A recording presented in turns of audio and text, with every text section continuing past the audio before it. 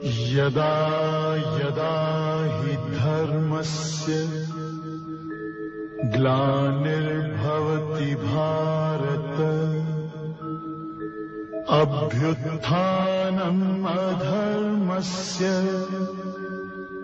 तदात्मानं सृजाम्यहम् परित्राणाय साधूनां विनाशाय च दुष्कृताम् धर्म संस्थापनार्थाय संभवामि युगे युगे।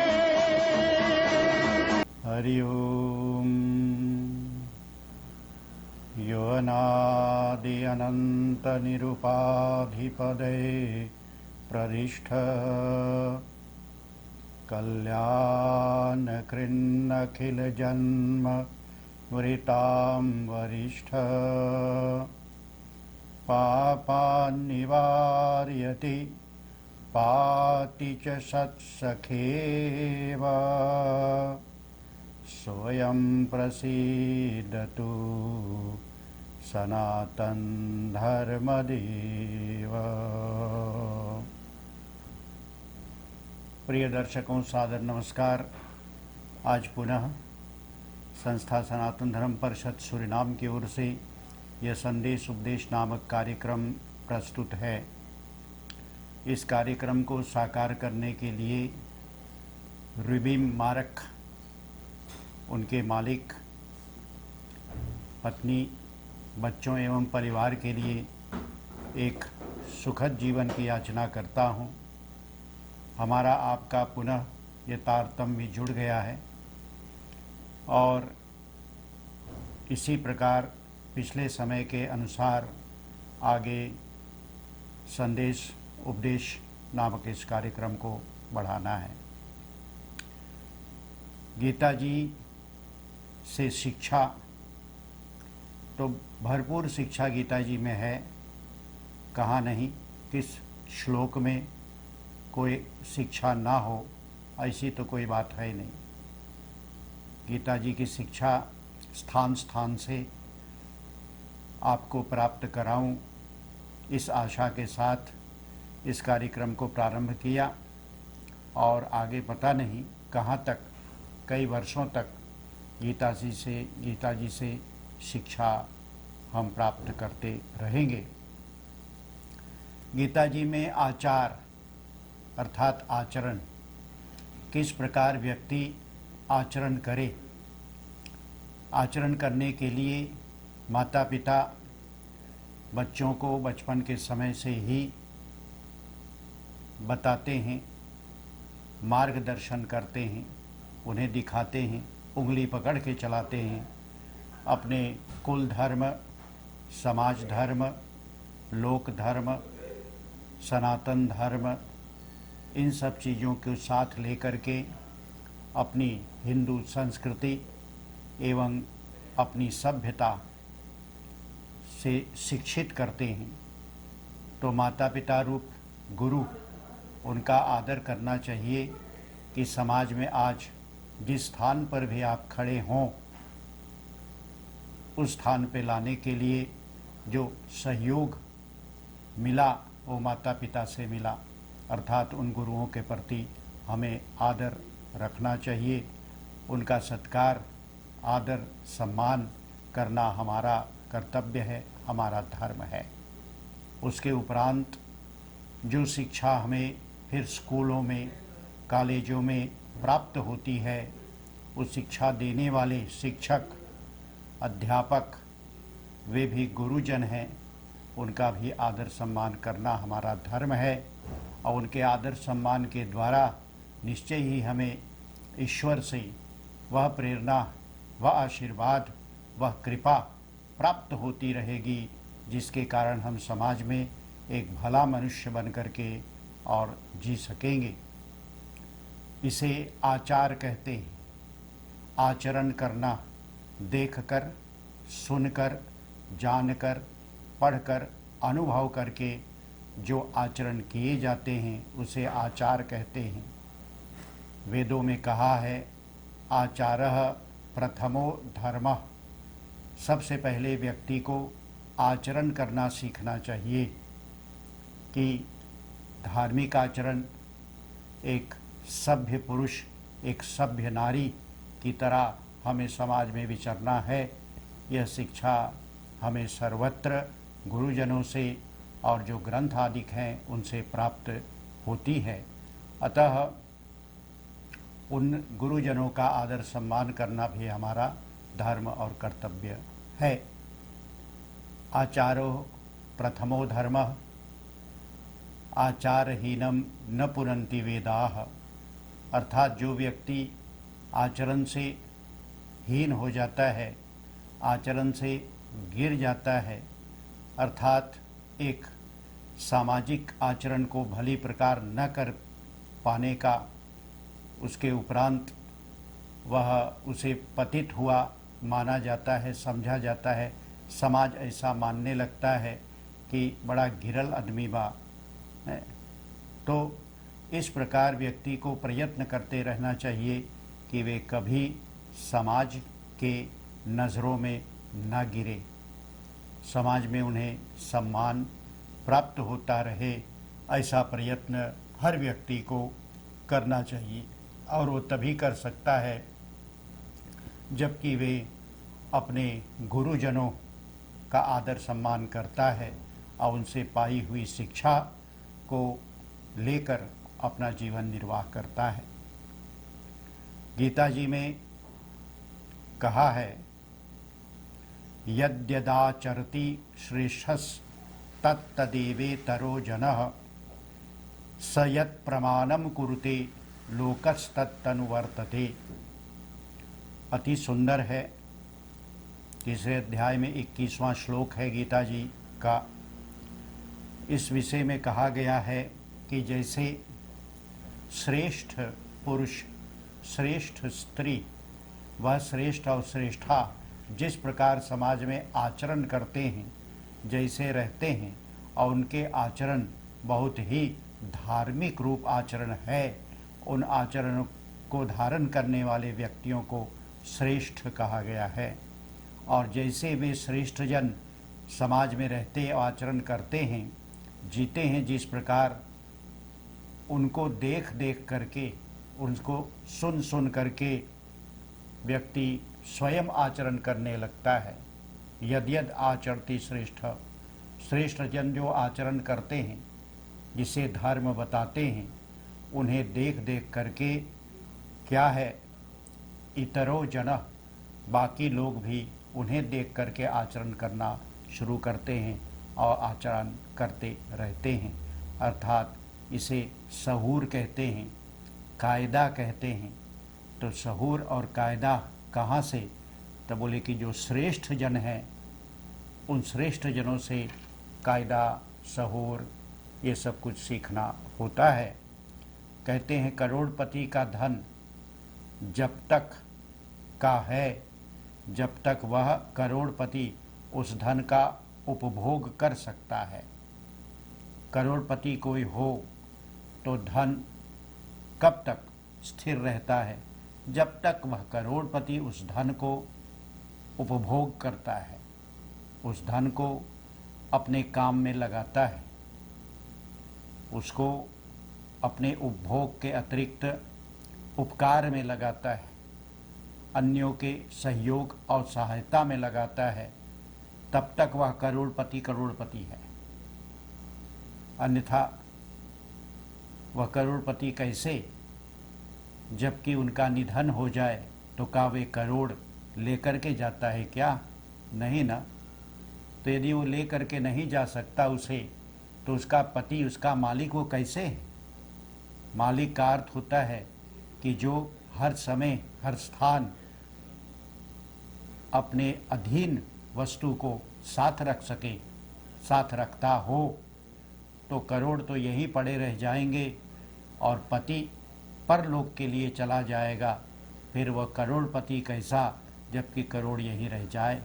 इसलिए उस करोड़ के साथ अपने ऊपर उसको खर्च करना, अर्थात उपभोग करना, और उसका फिर वितरण करना, अर्थात जिन असहाय लोगों की सहायता उससे हो सके, जहाँ पर धार्मिक कृत्य में धन लग सके, जहाँ सामाजिक कृत्य में धन लग सके, जहाँ पर अपनी संस्कृति को बढ़ाने के लिए, प्रचार करने के लिए, प्रसार करने के लिए पूरे देश और जाति में उस धन को लगाया जा सके, तभी तक वह धन उसका धन है, तभी तक वह सफल है। अन्यथा वह धन रह करके करेगा क्या। आगे कहते हैं, उस धन को परलोक लेकर नहीं जा सकता। नाम जप यदि करें, नाम जप रूप धर्म, भगवान के नाम का जप करें, भगवान के नाम का स्मरण करें, देवों को प्रसन्न करें, जप के द्वारा फिर परोपकारी बन जाएं, दूसरे की सहायता और सहयोग करें, धन से, मन से, तन से, हर प्रकार से किसी के लिए सहायक बने। जो सहायक बन जाएंगे वे धर्मात्मा होंगे। उन्हें लोग धर्मात्मा ना भी कहें तो कोई बात नहीं, वो स्वयं अपने आप में धर्मात्मा है। धर्मात्मा होने का जो सर्टिफिकेट है वह लोग नहीं देते, वह ईश्वर देता है और वो धर्मात्मा बन जाता है। भक्त बन जाए कोई तो भक्ति उसके साथ जाती है। यहाँ पर भी संसार में वह भक्ति, वह परोपकार, सदाचार वे जब तक जिएंगे सुख का अनुभव करेंगे। यहाँ पर तो उन्हें सुख मिलेगा, शारीरिक सुख, मानसिक सुख, पारिवारिक सुख, सामाजिक सुख, ये सब सुख उन्हें यहाँ मिलेगा। जबकि वो नाम जप, भक्ति, धर्म ये सब कर्म करता रहता है और सदाचरण करता है, अर्थात सन्मार्ग पर चलता है, तो यहाँ पर उस सुख का अनुभव करते रहेंगे। और मरणोपरांत नाम जप रूप जो धन है और जो उपकार रूप धन है, धर्म रूप धन है, भक्ति रूप धन है, आचार रूप धन है, उनको भी वह परलोक तक ले जाएगा। तो ये ऐसे धन हैं जिन्हें चोर नहीं चुरा सकते। भक्ति को चोर चोरी नहीं कर सकता। तुम्हारे पास करोड़ रुपया है, हाँ उसकी चोरी हो जाएगी, उसके लिए लुटेरे लूट लेंगे, उसके लिए तुम्हारी जान को भी खतरा है। पर भक्ति रूप धन है, खूब बटोर के रखो। नाम स्मरण भजन रूप जो धन है, जप रूप जो धन है, उसकी चोरी नहीं हो सकती। विद्या वो धन है जिसे चोर नहीं चुरा सकता। इस प्रकार सदाचरण आदि जो धन है वे तुम्हारे लिए रहते हैं और सदैव के लिए रहते हैं। इस लोक में उससे सुख मिलता है और परलोक में भी वह साथ जाता है, वहाँ पर भी उससे सुख मिलता है। इस प्रकार जो श्रेष्ठ को परिवार के लिए, गांव के लिए, नगर, समाज, देश सब के लिए जो प्रेरणादायक बने उसे श्रेष्ठ कहते हैं। वे श्रेष्ठ पुरुष, श्रेष्ठा स्त्री वे हैं जो समाज के लिए एक प्रेरणादायक बने, समाज को प्रेरित करें और समाज उनकी प्रेरणा के द्वारा उनके बताए हुए, दिखाए हुए मार्ग पर चलने का प्रयास करे। जैसे एक वाहन चालक, एक गाड़ी चलाने वाला सड़क पर अपने साथ में बिठाए हुए कई लोगों को बहुत ध्यानपूर्वक ट्रैफिक को देखते हुए, फरकेर को देखते हुए और वाहन चालन करता है, गाड़ी चला कर ले जाता है और ले जा कर के उन्हें गंतव्य स्थान जहाँ पहुँचना है वहाँ तक पहुँचा देता है। इस प्रकार सदाचार भी इसी प्रकार इस गाड़ी चालक की तरह है कि सदाचारी व्यक्ति अपने सदाचार के द्वारा गंतव्य स्थान तक अर्थात वो ईश्वर तक पहुँच सकता है। उन्हें जहाँ पर लोक में जाना है, सुखद जहाँ पर आगे का उनका जीवन है, उसे वह भोग कर सकता हो, वहाँ सदाचार ले जाता है, वहाँ पर धर्म ले जाता है, वहाँ पर श्रेष्ठ कर्म और सदाचरण ले जाता है। इस प्रकार व्यक्ति सदाचार में लगें। श्रीमद् भगवद गीता का ये कथन है कि यदि यद आचरति श्रेष्ठे, जिस प्रकार श्रेष्ठ जन इस संसार में आचरण करते हैं अर्थात रहते हैं और जीते हैं, उन्हें देख देख करके तत्तदेवेतरो जनः, अर्थात उन्हें देख देख करके इतर लोग जो उनसे अलग लोग हैं, वे समाज के लोग आगे चलना प्रारंभ करते हैं, चलते हैं उनके बताए हुए मार्ग पर। सयत प्रमाणम कुरुते, और श्रेष्ठ लोग जो प्रमाण कर दें, जो बता दें कि यह सत्य है, वही सत्य माना जाता है। सयत प्रमाणम कुरुते लोकस्तदनुवर्तते, इस प्रकार ये समाज, ये लोक, उनके बाकी के परिवार अर्थात अन्य मनुष्य इतरगण भी उस प्रकार के आचरण को करते हैं और उस प्रमाण को मानते हैं, क्योंकि वह प्रमाण जी करके श्रेष्ठ लोगों ने दिखाया है। इसलिए उन श्रेष्ठ लोगों की तरह श्रेष्ठ बनने का प्रयास जो मनुष्य करना चाहेगा, करता है, वह निश्चय ही उनके प्रमाणों को सही और सत्य मानेंगे। इसी प्रकार सयत प्रमाणम कुरुते लोकस्तदनुवर्तते, सदाचार व्यक्ति जो सत्य, धर्म, पक्षपात रहित और कोई जीने की राह बता जाए कि ये जीने का मार्ग है, इस प्रकार से व्यक्ति जो चलेगा वह एक बहुत ही सुखद जीवन इस संसार में पाएगा और अंत में निश्चय अपनी भक्ति के द्वारा, भक्ति रूप जो धन है जिनको उन्होंने अपने जीवन में एकत्रित किया है, उस धन के द्वारा, उसकी प्रेरणा से, उसके माध्यम से वह निश्चय ही उत्तम लोकों को प्राप्त करेगा, ईश्वर के चरण शरण को प्राप्त करेगा और सब कुछ जितना भी है वह सब सनातन धर्म एक जगह ला करके एकत्रित करके और तुम्हें बता देता है कि ईश्वर तक पहुंचना ये धर्म है, यही मार्ग है जिसे सनातन धर्म कहा जाता है, यही वो मार्ग है जिसके द्वारा ईश्वर तक पहुंचा जा सकता है। इसलिए वह सनातन आचरण को व्यक्ति निश्चय ही अपने आचार में लावें, अर्थात अपने दैनिक जीवन में उसे लाएं और उसका उपयोग और प्रयोग करें, जिसके द्वारा जो श्रेष्ठ जन बता चुके हैं उसके द्वारा वह परम गति को प्राप्त कर सके। कर्तव्य कर्मम समाचरेत, और अंत में ये उपदेश दिया है कि जो कर्तव्य कर्म है, जो प्लिख्त है, हर एक व्यक्ति का प्लिख्त होता है, कभी समाज के प्रति होता है, कभी सरकार के प्रति होता है, कभी परिवार के प्रति होता है, कभी वंश के प्रति होता है। और ये जो फरप्लिख्तिंग है अपने खसेन के लिए भी और स्वयं अपने लिए जो फरप्लिख्तिंग है अर्थात कर्तव्य है, संध्या उपासना आदि, उन्हें अवश्यमेव करना चाहिए। कर्तव्य कर्मम समाचरेत, उसका आचरण जो व्यक्ति करता है और अपने कर्तव्य कर्म को वो जानता है, किसी से पूछ करके समझ लेता है या श्रेष्ठ जनों के बीच में बैठ करके जान लेता है और अपना कर्तव्य समझ करके कि मुझे क्या करना चाहिए, मेरा कोई प्लिख्त है। जैसे कोई व्यक्ति कहीं पर नौकरी करता है तो उनको नौकरी के समय पर पहुंचना और समय पर वहां से छूटना और जो भी उन्हें कुछ करना होता है वह सब वह करता है भली प्रकार से।